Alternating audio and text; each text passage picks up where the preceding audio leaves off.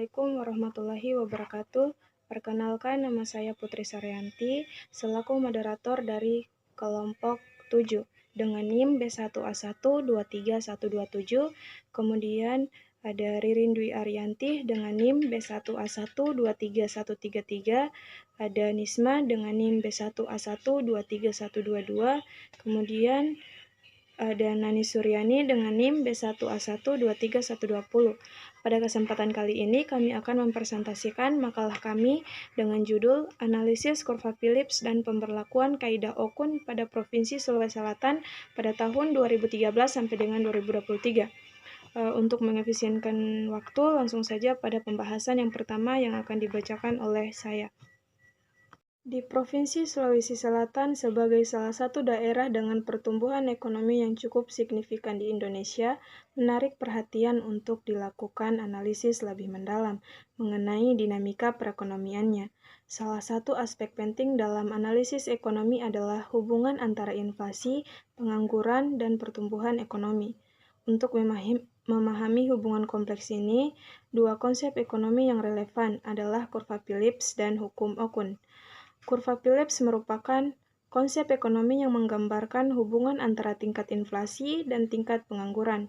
Secara umum, kurva Phillips menunjukkan adanya trade-off antara inflasi dan pengangguran, di mana penurunan tingkat pengangguran akan diikuti dengan peningkatan tingkat inflasi dan sebaliknya. Sedangkan hukum Okun adalah konsep ekonomi yang menjelaskan hubungan antara pertumbuhan ekonomi dan tingkat pengangguran.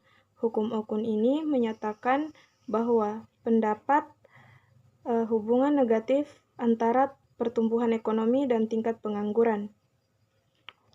Ada beberapa alasan mengapa kedua konsep ini penting untuk dipelajari.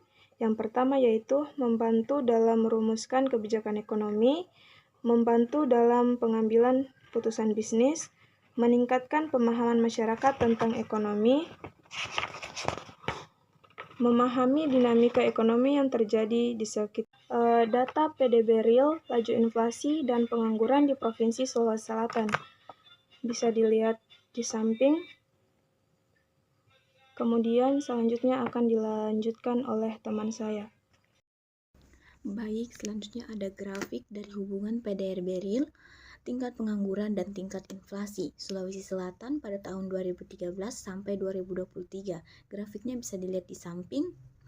Grafik di atas menunjukkan hubungan antara tingkat pengangguran, inflasi, dan PDB real di Provinsi Sulawesi Selatan dari tahun 2013 sampai dengan 2023. Dimulai dari tingkat pengangguran yang tidak konsisten dan naik turun di tahun 2019 dikarenakan COVID-19 yang membuat banyak karyawan terkena PHK. Kemudian ada laju inflasi yang konsisten menurun dari tahun 2014 hingga 2023, serta PDB real yang konsisten naik dan sempat turun menjadi negatif di tahun 2020 dikarenakan COVID-19 dan naik kembali perlahan di tahun 2021 hingga 2023. Selanjutnya ada grafik hubungan antara tingkat pengangguran dan PDB real Sulawesi Selatan pada tahun 2013 hingga 2023. Grafiknya ada di samping, silakan dilihat. Dari grafik di atas kita bisa menganalisis menggunakan analisis korelasi person atau hukum Okun. Dari tabel di atas dapat dilihat bahwa nilai koefiensi korelasinya sebesar minus 0,462 dengan nilai signifikan 0,152. Dari angka tersebut dapat disimpulkan bahwa terdapat hubungan negatif tetapi tidak signifikan antara pertumbuhan ekonomi dan pengangguran di Provinsi Sulawesi Selatan pada tahun 2013 sampai 2023. Hasil analisis di atas dapat memberitahukan bahwa pertumbuhan ekonomi di Provinsi Sulawesi Selatan bukanlah pertumbuhan ekonomi yang berkualitas. Untuk pertumbuhan ekonomi berkualitas sendiri itu mampu meningkatkan kesejahteraan rakyat dan menyerap angkatan kerja. Namun dari data di atas dapat dilihat bahwa tingkat pengangguran di Sulawesi Selatan mengalami fluktuasi dari tahun ke tahun. Hubungan antara tingkat pengangguran dan tingkat inflasi Sulawesi Selatan tahun 2013 sampai 2023. Di sini terdapat kurva Phillips, bisa dilihat langsung kurvanya. Selanjutnya, hasil analisis korelasi person kurva Phillips. Di sini terdapat tabel dan bisa juga dilihat langsung tabelnya.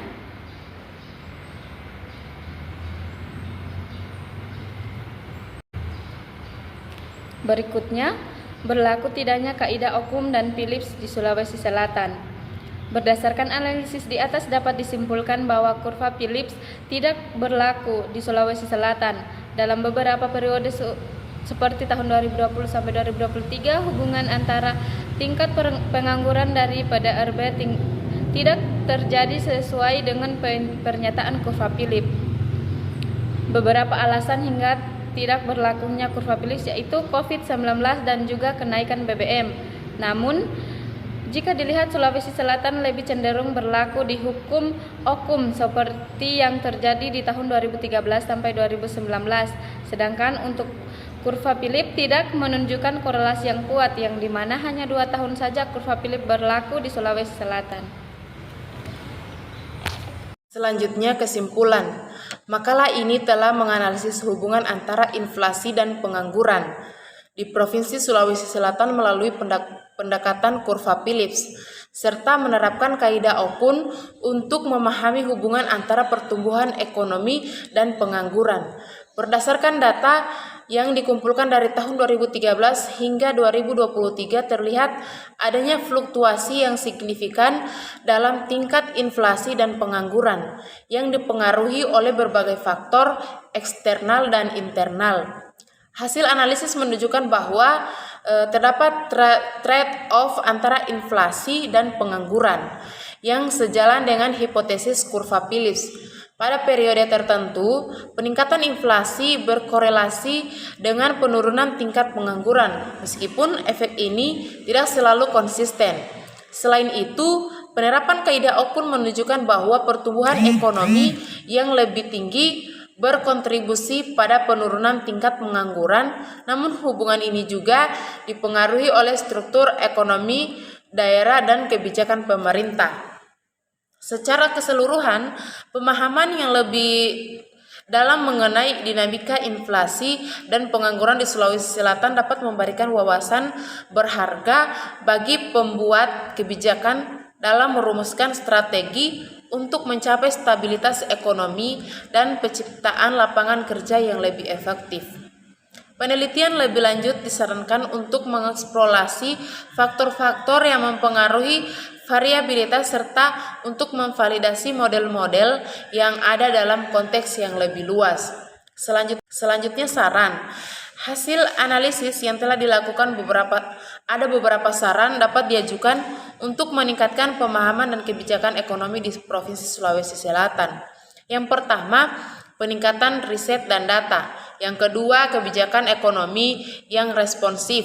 Yang ketiga, peningkatan kualitas tenaga kerja. Yang keempat, diversifikasi ekonomi. Yang kelima, monitoring dan evaluasi. Yang keenam, kolaborasi antar lembaga.